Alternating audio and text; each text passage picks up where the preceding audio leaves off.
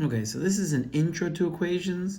We're probably going to do equations again in chapter 2, so just try to get a little bit of the aspect of it. So here we go. So here we're trying to leave n by itself. So whatever's happening to the letter n, I'm going to do the opposite, in the opposite order. Here there's only one thing happening, so that's going to be an easy order. So what's the opposite of adding 10? Subtracting 10. Subtracting 10. Whatever you do to one side of the equation, okay, one side of the equal sign, you have to do to the other side of the equal sign. So this is n now by itself, and that equals whatever the end result here is, so that's going to be 13. Okay, so that's going to work for all situations. Now here, there are two things happening to the x. It is being multiplied by 3 and subtracted by 7. So the first thing that would probably happen to the x would be multiplied by 3 because you're following order of operations. And then you would subtract by 7. So because 7 is the last thing that's going to interact with the x, you're getting rid of it first. So what's the opposite of minus 7? Let me split this equation into two parts. Is adding 7, exactly. So adding 7, now it's gone. Adding 7, I'm left with 36 equals 3x. Then you divide by 3 on both sides. And my answer is 12. Why am I dividing? Because 3 and x are multiplying. So I do the opposite of multiplying by 3, which is dividing by 3. All right, now we're doing this one. Okay, again, there's two sides of this equation. Whatever you do to one side, you do to the other. So the k and 8, because they're in parentheses, that's what I would do first. Then I would multiply by 12. So seeing as though the 12 is the last thing that's going to interact with the k, I'm going to get rid of it first. So I'm going to divide by 12. Divide by 12, gone. Divide by 12. I am left with k minus 8. And this will give me 7. So now I have k minus 8 equals 7. I will now add 8 on this side, which will get rid of that. Add 8 on this side. K will now equal 15. All right, now the next thing I'm going to be doing is this one. So this one has a v on both sides. So before you start anything, you have to simplify both sides. So I'm going to start with the left. Here I can do 18 divided by 2. 18 divided by 2 is going to give me 9. So it's going to be 9v plus 10 equals, so I simplified this part right here. Okay. Then here, there's nothing that can be simplified, so it's 3 squared, which will make 9, so 9v plus 9. Now, this one is going to be a special one. Now, if both sides were exactly the same, it would be infinite solutions. These are not the same. What's going to actually happen is I'm going to be left with a very odd situation. So I'm getting rid of the v's on one side. If I have v's on two sides, I gotta get rid of one of the v's on one side, the smallest number. Seeing as though they're the same number, it's gonna be a weird situation. Usually you would be left with a certain amount of v's here. So 0 v's and 0 v's. So now I'm just left with 10 equals 9. When does 10 equal 9? Never. So this has no solutions.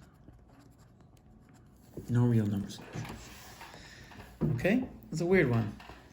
All right, let's go over here. Now, here I'm going to show you how to do a table, a mapping, and a graph of these coordinates, also called relations in this chapter. So 2, 5, so here we go.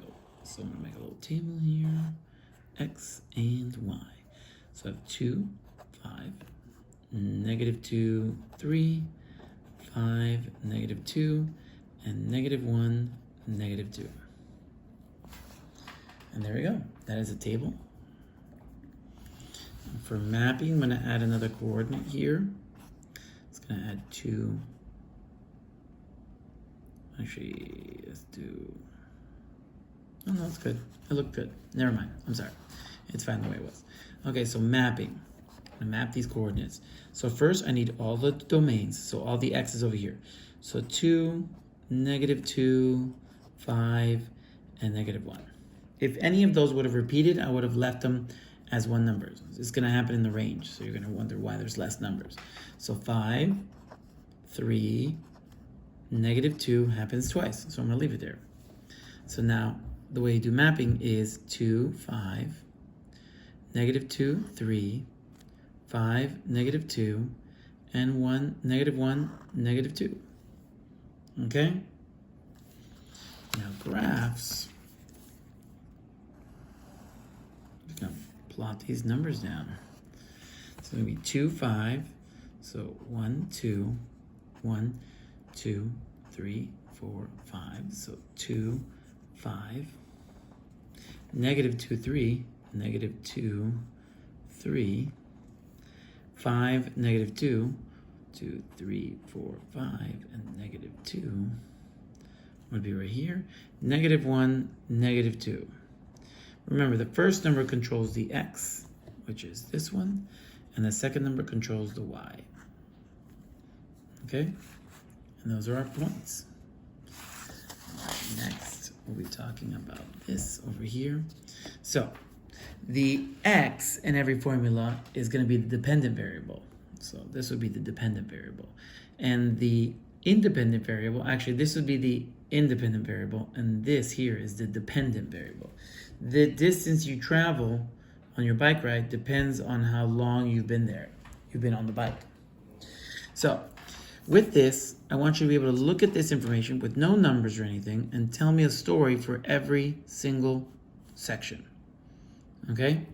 So this first section, so the time is passing, right? So as time passes, he is traveling further away from wherever he started, right? Then he takes a break. Then he starts riding his bike again. Okay, how do I know it's a bike? It says bike right on the top. You see? Nothing too crazy. All right, now we're going to talk about functions and things that are not a function. So this is completely acceptable. 3, 2, 5, 1, 4, 1. Totally acceptable. Because every number over here only has one number over here. So you see how the 3 is only going to one number, the 5 is only going to one number, and the 4 is also only going to one number. That is a function. Because for every x, there's exactly one r. So for every input, there's exactly one output. Okay? Now, if I were to do this, meaning 5 had 2 different answers, okay, that would make this not a function. Okay? Same thing here. This is a function because every x, if I pick one line, it'll only coincide with one dot. I can choose anywhere here, and it will coincide with one dot on the line. Now, this is a function. This is what a function looks like. This is not a function. Why is this not a function? Because I could pick a line right here, and I will actually have 2 answers. So x has 2 answers. That's not allowed. Okay? If I choose another one, will it happen? Now, it only has to happen once for you to prove that it's not a function. So let me check here. Oh, yeah, it also has 2 answers. Can it have 0? Yeah. I'll check here, it has 0 answers. That's totally allowed. What it's not allowed to have is 2 answers for one input. Okay, seeing as though where the graph lies is an answer. So this is where you start, and then boom, there's your end result. Okay, and it has 2 end results, which is not allowed. And that's it. Function or not a function.